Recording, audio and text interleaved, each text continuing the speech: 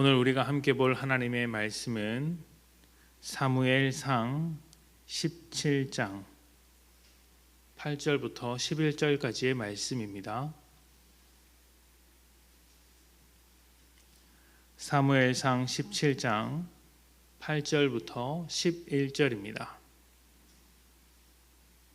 사무엘상 17장 8절부터 11절 봉독합니다. 그가 서서 이스라엘 군대를 향하여 외쳐 이르되 너희가 어찌하여 나와서 전열을 벌였느냐? 나는 블레셋 사람이 아니며 너희는 사울의 신복이 아니냐? 너희는 한 사람을 택하여 내게로 내려보내라.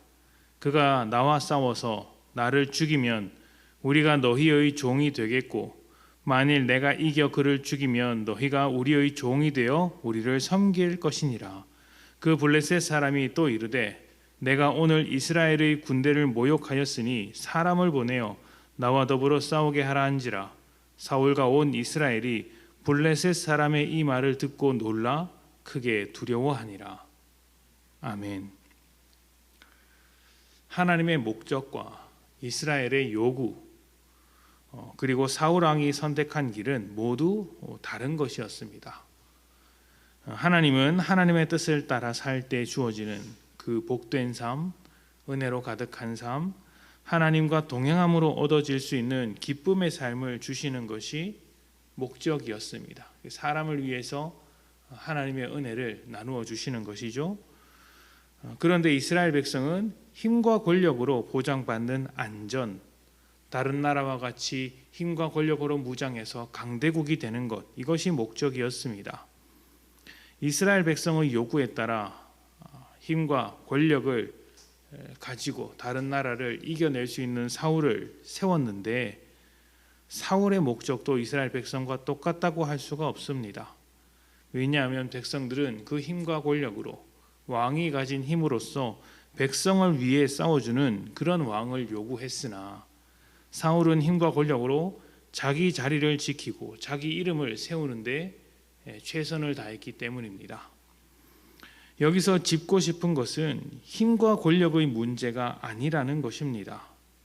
우리는 살다 보면 힘을 가질 수도 있고 또 권력자의 위치에 올라갈 수도 있습니다. 다만 그 모든 것보다 힘과 권력으로 살아가는 것보다 하나님과 동행하는 것이 먼저이고 그것이 우선이라는 것입니다.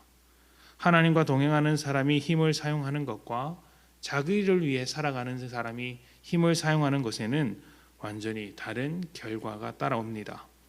하나님은 힘을 가지더라도 하나님과 사람의 관계 속에서 하나님의 은혜를 누리는 방향으로 사용하기를 원하셨던 것이죠. 그것이 힘과 권력을 사람에게 허락하신 하나님의 뜻입니다. 이 모든 일에 하나님의 뜻과 다른 방향으로 살았던 사울과 이스라엘은 자신들이 선택한 결과를 그대로 당하게 됩니다. 힘과 권력을 의지할 때 더 강한 권력과 힘을 가진 사람이 등장할 수 있다는 것이죠. 그것이 오늘 등장한 골리앗입니다. 골리앗은 사울과 이스라엘이 감당할 수 없는 굉장히 큰 힘과 권력을 가지고 이스라엘 앞에 섰습니다. 그러자 그들은 아무것도 할 수 없었고 그저 두려움만 느끼고 있는 것이죠. 하나님이 아닌 모든 것은 상대적인 것들입니다. 힘도 상대적으로 많이 가질 때 힘이 있다고 말하고 권력도 다른 사람보다 더 많이 가져야 권력자라고 부릅니다. 돈이나 집, 자동차, 우리가 세상에서 얻을 수 있는 모든 것은 상대적인 것입니다. 상대적인 것이기 때문에 우리는 뺏고 빼앗기는 싸움을 벌이죠.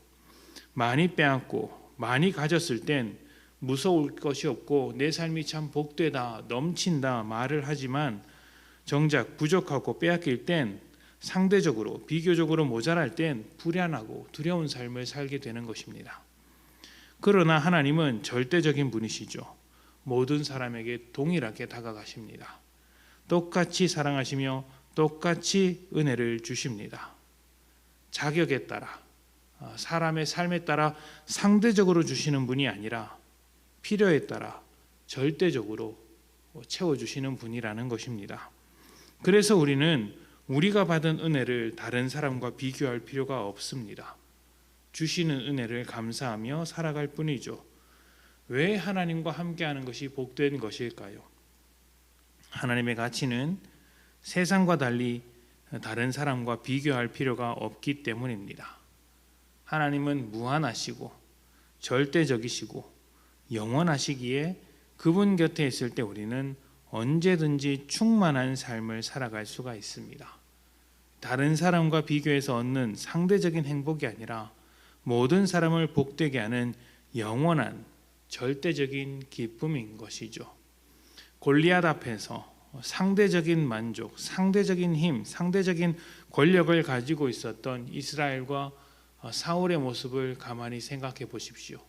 더 큰 것이 나타났을 때 두려움에 떨 수밖에 없었습니다. 그러나 영원한 하나님과 함께하는 사람이라면 두려움이 아니라 넉넉함으로 살아갈 수 있지 않을까 생각을 해봅니다. 다윗이 그의 인생 속에서 그런 모습을 이제 종종 보여주고 있습니다. 세상이 전해주는 기쁨이란 결국에는 빼앗길 수밖에 없는 것이죠. 세상은 그 점을 너무나도 잘 알고 있기 때문에 때때로 우리가 의지하고 있는 것들을 빼앗음으로써 또 우리가 의지하고자 하는 것을 던져줌으로써 계속해서 우리를 유혹합니다. 그 유혹에 넘어가는 사람은 집착해서 살아가는 것이죠. 빼앗기지 않는 기쁨 대신 하나님을 중심에 두십시오.